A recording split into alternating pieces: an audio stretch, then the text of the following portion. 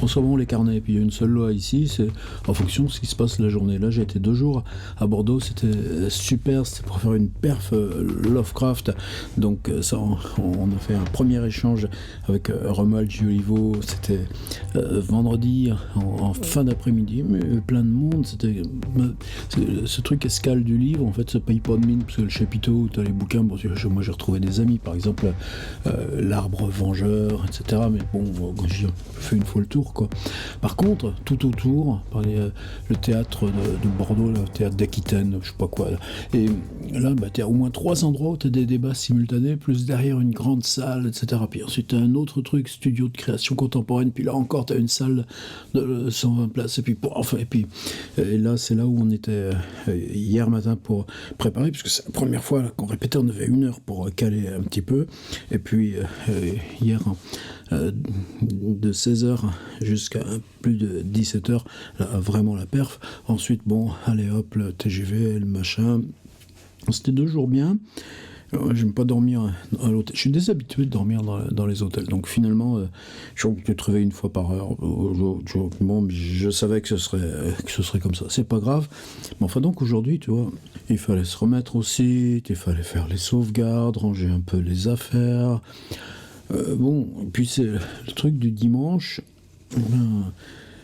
Comment c'est venu? Un neveu qui vit au Cameroun qui m'envoie un message parce que vous savez, j'avais fait cette vidéo sur l'affaire Céline là, d'Emmanuel Pira. Lui, il aime beaucoup Céline, donc il me pose une question et il repart sur est-ce que mes parents avaient pu lire Céline?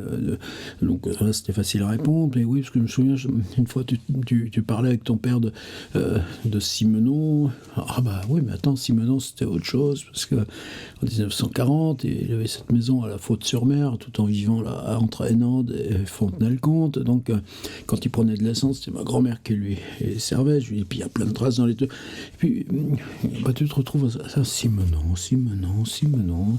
Alors, je vais chercher. Là, moi, j'ai cette édition là, j'en ai quelques-uns en Kindle et tout ça, parce que c'est évidemment ça, tu les trouves en piratage, mais pas tant que ça. Et puis là, ces espèces de briques, alors tu vois, elles sont assez indestructibles, parce que là, ça fait des années et des années que je les ai, Presse de la Cité, 1988, imprimé, pourtant lu, relu.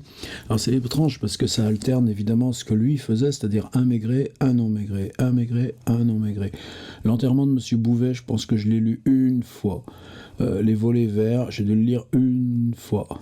L'ami Tante Jeanne, j'ai jamais dû le lire. Un nouveau dans la ville, peut-être j'ai parcouru, mais je m'en souviens pas, et puis j'aime pas.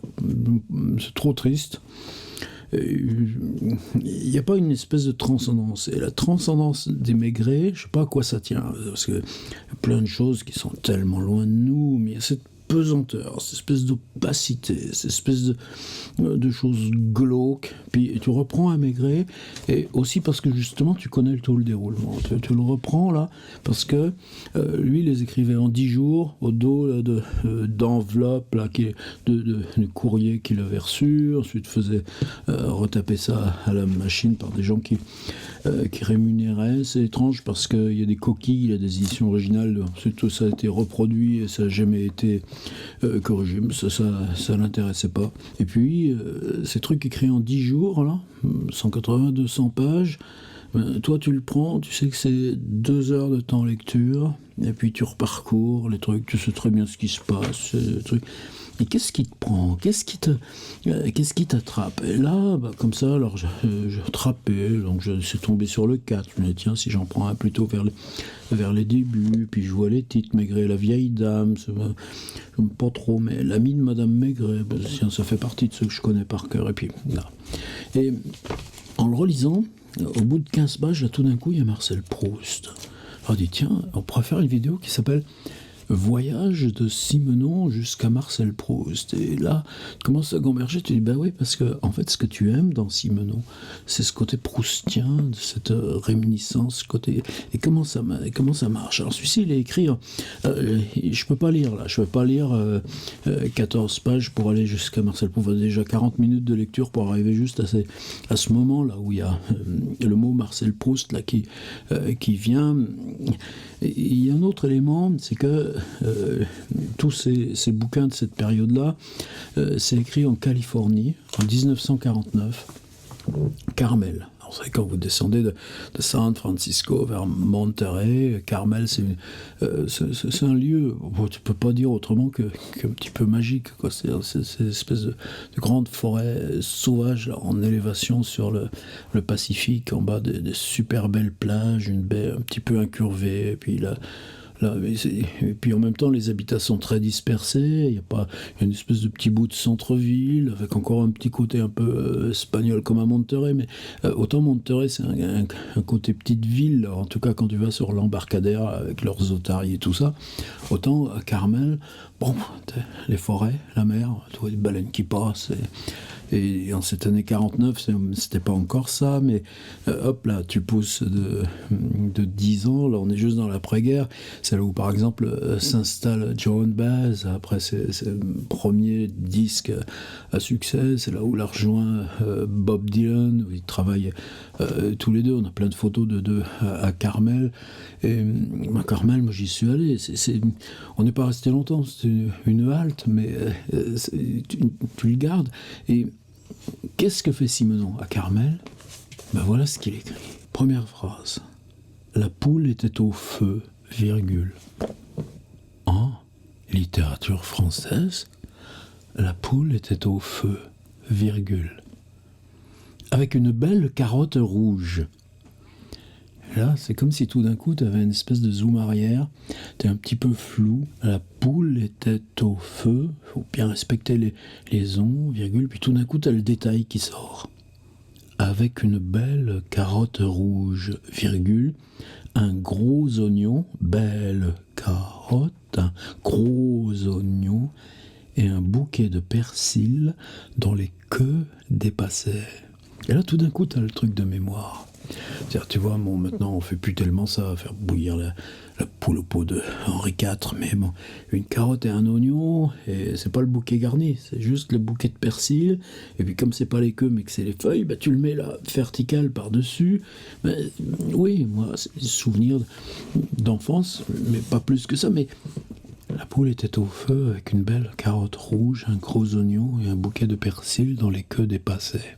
Boum, et voilà la phrase. Maintenant, on y va. Madame Maigret se pencha, personnage qui arrive. Madame Maigret se pencha, c'est comme si elle était attrapée par l'image que nous, on vient de lire, pour s'assurer que le gaz au plus bas ne risquait pas de s'éteindre. Là, un gros teaser sur évidemment ce qui va se produire un tout petit peu plus loin.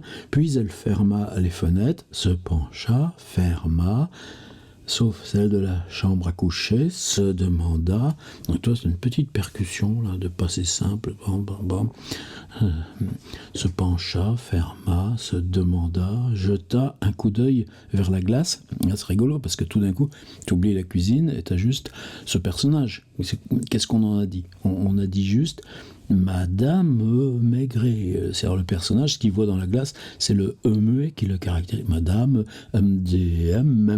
Madame Maigret se pencha vers la glace et, satisfaite, sortit de l'appartement, ferma la porte à clé et mit la clé dans son sac, d'une petite comptine.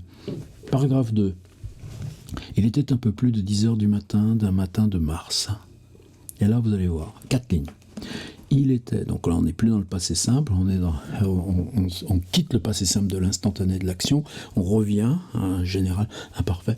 Il était un peu plus de 10h du matin, virgule, d'un matin de mars. 1, 2, 3, 4, 5. L'air était vif, avec, sur Paris, un soleil pétillant. Le mot pétillant. L'air était vif, avec, sur Paris. Voilà, hop là, on sait où on est. Il n'y a aucun problème, tout est précis. Il était 10h du matin, d'un matin de mars. L'air était vif avec sur Paris un soleil pétillant.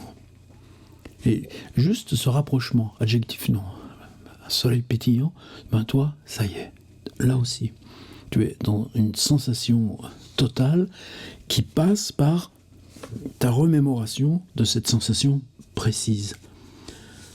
En montant jusqu'à la place de la République, elle aurait pu avoir, alors là, il commence à installer du narratif, tu vois, c'est-à-dire que pour ça, on n'ira pas jusqu'à Marcel Proust au bout de 14 pages. Mais Proust, là, il s'installe. Non, Simenon, jamais. C'est ça, lui aussi. Alors, est-ce qu'elle a besoin d'être à Carmel pour ça? Parce que Carmel, c'est pas l'expérience américaine. C'est une station balnéaire tellement à l'écart. Mais la machine narrative est toujours là, en train de rogner. C'est-à-dire que tu as à peine eu le temps d'installer. Il était un peu plus de 10 heures du matin, virgule, d'un matin de mars. L'air était vif avec sur Paris un soleil pétillant, tout ce petit tachisme de sensations. Et là, la machine narrative, en marchant jusqu'à la place de la République, elle aurait pu avoir un autobus qui l'aurait conduite boulevard Barbès, où elle serait arrivée place d'Anvers, bien à temps, pour son rendez-vous de 11 heures. Ça c'est pas difficile, tu vois le plan de Paris, et simplement, oui, là tu viens de l'avoir quitté son appartement, et le but c'est place d'Anvers. Et donc tu annonces le but avant, là, d'installer tout le truc. À cause de la petite dame, elle descendit l'escalier du métro, donc elle préfère, là ça va vite, elle nous dit qu'elle préfère prendre le métro, qui est beaucoup moins agréable que l'autobus quand il fait beau avec un soleil pétillant, mais parce qu'elle veut arriver de bonne heure. À cause de la petite dame. Donc là encore, paf, le narratif, ça vient tout de suite. Elle descendit l'escalier du métro Richard Lenoir à 2 pas de chez elle et fit tout le trajet sous terre, regardant vaguement. Alors, fit le trajet sous terre, on est dans l'information. Juste l'impression, là, on n'est plus dans le soleil pétillant de mars, on est sous terre, mais regardez. Regardant vaguement à chaque station sur les murs crémeux, les affiches familières. Alors, je ne sais pas si dans mes souvenirs de métro, j'aurais jamais utilisé les murs crémeux. Pour moi, c'est plus ces espèces de faïence, là, de trucs. Puis les affiches, bon, maintenant, la pub, c'est plus agressif, c'est tellement vulgaire, ce mélange de langues. Mais là, ce qui est intéressant, c'est quoi? C'est le défilement. C'est le regardant vaguement et le crémeux des murs. C'est juste parce que les murs n'ont pas le temps de s'arrêter. Le métro ralentit, le métro s'arrête, le métro accélère. Et les murs sont crémeux parce que cette sensation de flou vague, c'est juste qu'on reconnaît les affiches sans même les lire. Et là, on se retrouve encore dans le muscle Simenon, j'allais dire, regardant vaguement 1, 2, 3, 1, 2, 3, et c'est l'adverbe, regardant vaguement à chaque station sur les murs crémeux, les affiches familières. Non, adjectif, non, adjectif. Alors que pour la carotte, c'était belle carotte rouge, adjectif, non, adjectif, gros oignon. Adjectif, non, et un bouquet de persil, plus d'adjectifs. C'est cette mécanique. Alors, est-ce qu'on le fait exprès? Est-ce que c'est pensé? Non. Mais comment tu fabriques en toi la culture suffisante, le sens de la langue suffisant pour que tu puisses écrire directement dans cette machine? Et ça, moi, non seulement respect pour ceux qui y arrivent, mais c'est ce que tu cherches toujours. Maigret s'était moqué d'elle, mais pas trop, car depuis 3 semaines, il avait de graves préoccupations. Ça aussi, teaser, on sait que les graves préoccupations, ça va se rejoindre. Tu es sûr qu'il n'y a pas de bon dentiste plus près de chez nous? Et là, on va parler des dentistes. Ce qui sera aussi curieux, parce que le bonhomme là, qu'on va arrêter, celui à qui sa femme, là, en prison, porte à manger et dit à Maigret qu'il relit Marcel Proust en entier pour supporter là, le fait qu'il soit détenu à la prison de la santé pendant l'enquête. Donc je ne fais pas moi de mystère, mais enfin Proust, il va être là à cause de ça.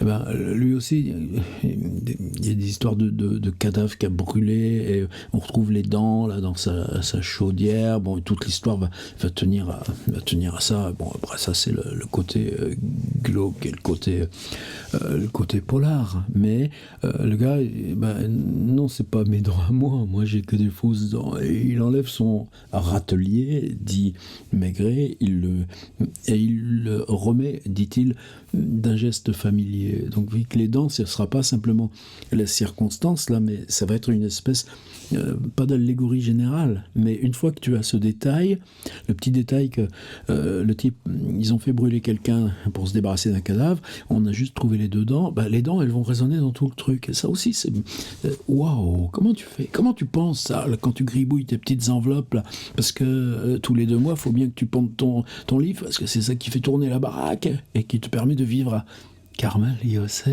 au-dessus du Pacifique. Je continue, encore un petit moment.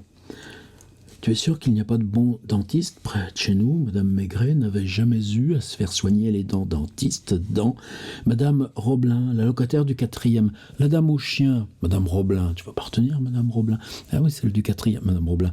Oui, la dame au chien. C'est parce que dans l'escalier, tu la croises, elle va promener. Madame Roblin, la dame au chien, lui avait tant et tant parlé du docteur Floresco qu'elle s'était décidée à aller le voir. Il a des doigts de pianiste, vous sentirez même pas qu'il travaille dans votre bouche. Travailler dans la bouche. C'est pas la littérature, ça, d'aller travailler dans la bouche. Et si vous venez de ma part, il vous prendra moitié moins cher qu'un autre. Bravo la Sécu, on n'en parle pas de ça. C'était un Roumain qui avait son cabinet au 3e étage d'un immeuble situé au coin de la rue Turgot et de l'avenue Truden. Alors, est-ce que, là, Simenon, de quoi tu te sers comme doc? T'es à Carmel, au-dessus du Pacifique, t'as un brave plan de Paris. Moi, j'en ai plus, mais vous savez, ces petits plans de Paris rouges, là, par arrondissement, c'est fastoche.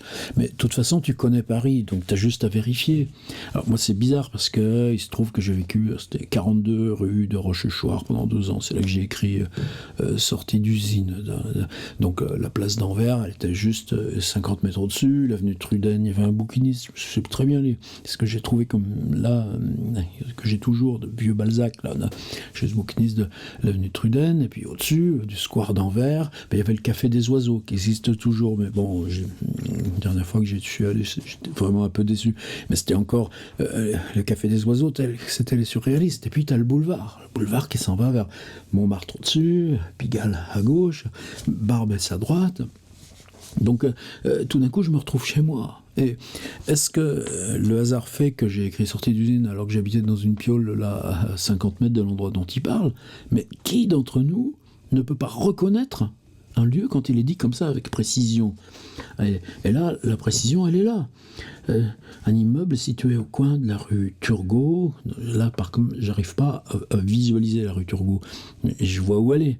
Et donc, je vois quand même à quoi elle ressemble. L'avenue Truden, juste en face du square d'Anvers. Madame Maigret y allait-elle pour la 7e ou 8e fois? Là, c'est important, parce que tu inclus cette régularité. Elle avait toujours eu son rendez-vous à 11h. C'était devenu une routine. Le premier jour, elle était arrivée un bon quart d'heure en avance. Le 3e, parce qu'il y avait un gai soleil, et ça, c'est là qu'elle avait fait la connaissance de la dame au petit garçon, etc., etc.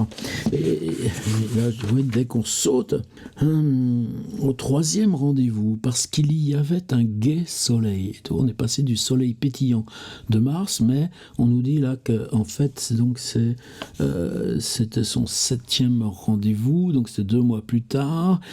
Donc on n'est plus en mars, on est forcément justement à peine au début janvier, mais c'est un soleil d'hiver. Toi, tu vas pas aller vérifier que avant mars, c'est janvier. Il y avait un gai soleil et le square en face était bruissant d'oiseaux, ce qui a priori est un peu contradictoire. C'est avec le fait que ça se passe en janvier, si c'est cette semaine avant cette visite. La 7e, là, c'est donc au mois de mars. Bon, mois de janvier, c'est pas encore trop les oiseaux. Mais qu'est-ce que t'en as à faire? Elle avait décidé de s'asseoir sur un banc en attendant son heure. C'était agréable de voir du gazon. Alors moi, ce square, du coup, je le connais par cœur. Je vois bien le mur du lycée. Je sais même pas si c'est pas le lycée où avait enseigné, où Mallarmé était prof d'anglais. Des bourgeons à demi éclatés déjà. Donc là, on est revenu à la séance du mois de mars. C'est la première arrivée de printemps. Aux branches de quelques arbres qui se découpaient sur le mur du lycée. Et là, dans ces squares parisiens, ces arbres nus, là, au sortir de l'hiver, d'accord, ils ont leurs bourgeons, mais comment ils se détachent sur les murs, c'est les murs du lycée, mais Simenon, c'est ça qui marche. C'était agréable de voir du gazon, 3 brins d'herbe, c'est parce que c'est pas un square gazonné, en tout cas il l'a jamais été. Des bourgeons à demi éclatés déjà aux branches de quelques arbres qui se découpaient sur le mur du lycée. Du banc, en plein soleil, on suivait des yeux le mouvement du boulevard Rochechouart, les autobus verts et blancs qui avaient l'air de grosses bêtes et les taxis qui se faufilaient. C'est-à-dire, qu'est-ce que t'en as à faire des saisons? Qu'est-ce que t'en as à faire des trucs? Qu'est-ce que t'en as à faire du nom des rues? On suivait des yeux le mouvement. Mais tu vois, tout à l'heure, dans le métro, tu ne suis pas des yeux. Tu es fixe, tu es emmené par le métro, les murs deviennent crémeux avec les affiches qu'on reconnaît, et tu as ce mouvement qui est installé, alors que toi, tu es fixe. Et là, c'est le contraire. On suivait des yeux. C'est toi qui bouges pour repérer quoi? Le mouvement du boulevard Rochechouart et cette phrase-là, à Simenon, qui vient. C'est une évidence. Les autobus verts et blancs qui avaient l'air de grosses bêtes et les taxis qui se faufilaient. Évidemment que tu dis, ben oui, c'est ça. Et oui, c'est ça. Et à partir de ce moment-là, tout est là. Alors après, on repart dans le narratif. La dame était là en tailleur bleu comme les autres matins avec son petit chapeau blanc. Elle se retournait, je vais juste reprendre là comme ça, on va pas... Voilà. Et toi, t'en arrives presque à l'illusion, là on va pas le faire, que tu pourrais lire un Simenon, là, que toi tu lis en 2 heures silencieusement, comme ça, page à page. À la 15e page, donc tu croiserais Marcel Proust, mais que s'il y a ces histoires de dents, et que s'il y a cette histoire de rendez-vous avec Marcel Proust, ça travaille dès le début, et que ça on peut le trouver. Alors évidemment l'histoire c'est tout simple, c'est que la brave dame en fait, elle fait partie de la bande là, qui recherche Maigret, et tout d'un coup ils se sont aperçus pour une photo de hasard que la dame qui justement toutes les semaines elle rencontrait, c'était la femme du commissaire, donc et oulala, police, elle lui laisse l'enfant, juste pour une seconde, et puis elle revient 2 heures après, la poule est cramée, et ça y est, le bouquin, lui, il est parti. Mais il y a ce truc de l'attente qui est génial. Elle se retournait parfois pour surveiller les fenêtres du dentiste, car d'où elle était, elle apercevait la tête du client qui passait d'habitude avant elle. C'était un homme d'une 50aine d'années, assez grognon, à qui on avait entrepris d'enlever toutes ses dents. Tu vois, encore là, non seulement tu as les dents de Madame Maigret, tu as les dents qu'on cramait dans le calorifère, il y a celui qui est en prison et qui lit Proust, et qui lui n'a plus qu'un râtelier de fausses dents, et puis là, t'as le client d'avant, et le client d'avant, on fait que ça, lui enlever toutes ses dents, sans qu'il en reste une seule, c'était pas le temps des implants, etc. Elle avait fait sa connaissance aussi, et alors là, toi, tu pourrais dire, elle avait fait sa connaissance aussi. Bon, c'est bien, on a l'information. Ouais, mais Simenon, non. Point. Il était originaire de Dunkerque, virgule, vivait chez sa fille, virgule, marié dans le quartier, virgule, mais n'aimait pas son genre. Son gendre, pas son genre. Elle avait fait sa connaissance aussi. Point. Ça suffit, c'est l'information. Oui, mais si toi tu dis... Hop là, tu descends sous le texte. Il était originaire de Dunkerque, vivait chez sa fille, virgule, marié dans le quartier, virgule, mais n'aimait pas son gendre. Tu sais que le mot connaissance, c'est pas un mot abstrait. T'as pas raconté une histoire. Là, c'est ça. T'as mis un bout de réalité, là, dedans. Et c'est ça qui est fort, cette réalité-là. La dame souriait en l'écoutant, elle parlait un français excellent, etc. Je reviens de suite sur le moment. Madame Maigret n'avait pas été trop surprise, simplement en pensant à son rendez-vous. Elle avait souhaité que la maman revienne à temps. Et par délicatesse, elle ne s'était pas retournée pour voir où elle allait. Et évidemment, là, gros comme une maison. Mais lui, il va développer ça pendant 2 pages. On ne voyait plus la tête à la fenêtre du dentiste. Madame Maigret commençait à s'inquiéter. Elle avait honte de faire attendre le docteur Floresco, qui était si gentil, si doux, et dont la patience ne se démentait jamais. Elle fit des yeux le tour du square, sans apercevoir la jeune dame. Un sergent de ville traversait le square. Madame Maigret se leva pour lui demander l'heure. Il était bien 11 heures. La dame ne revenait pas. Les minutes passaient. L'enfant avait levé. Si seulement Madame Maigret pouvait avertir le dentiste. Il n'y avait pas les portables, hein. Il y avait juste la rue à traverser, 3 étages à monter. Elle faillit demander à son tour au vieux monsieur de garder le gamin, le temps d'aller prévenir le docteur Floresco. N'osa pas, resta debout à regarder tout autour d'elle, avec une impatience grandissante. La seconde fois qu'elle demanda l'heure à un passant, il était 11h20. Le vieux monsieur était parti. Elle avait vu le patient qui la précédait sortir de l'immeuble du coin, se diriger vers la rue Rochechouart. Que devait-elle faire? Était-il arrivé quelque chose à la petite dame? une situation ridicule, Maigret se moquerait encore d'elle. Et paf, tu accroches là, dans l'histoire, la scène qui va se passer avec son mari quand, enfin, vers 13h et quelques, elle arrivera à revenir chez elle et où lui est en train de bouffer un sandwich avec un bout de fromage sur le coin de la table de la cuisine, ayant éteint le gaz, où la poule, évidemment, est totalement carbonisée. Et voilà, la poule commençait certainement à brûler. Maigret allait rentrer. Ce serait la première fois en tant d'années de mariage qu'elle ne la trouverait pas à la maison. Lui téléphoner était impossible aussi, il faudrait s'éloigner du square, etc. On voit le dentiste qui s'en va dans sa petite voiture noire. Tu vois, ce serait ça aussi les carnets, se dire... Ben, tu prends là, t'es en train de dire Simoneau. Ça vaut le coup d'aller regarder comment ça marche, Simoneau. Puis de temps en temps, si tu relis Simoneau un dimanche là, tous les 2 mois, ben pourquoi pas tous les 2 mois, dire comment il marche, celui-là. Il y a tellement d'aspects. Ah, c'était la vidéo d'aujourd'hui. Ah, c'est normal, hein. Fallait bien récupérer de Bordeaux.